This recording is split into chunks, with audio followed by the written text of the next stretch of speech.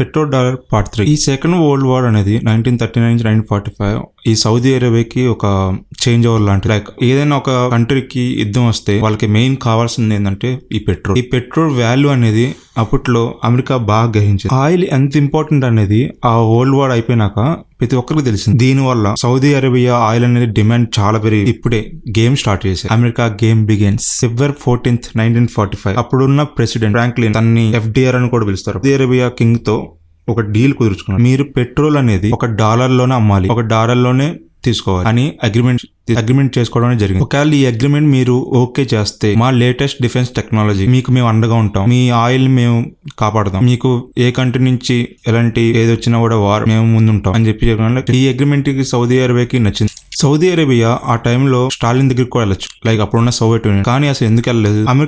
అమెరికానే చూస్ చేసుకోవడానికి strong decision ఏంటిది? అసలు అమెరికాని ఎందుకు చూస్ చేసుకుంది?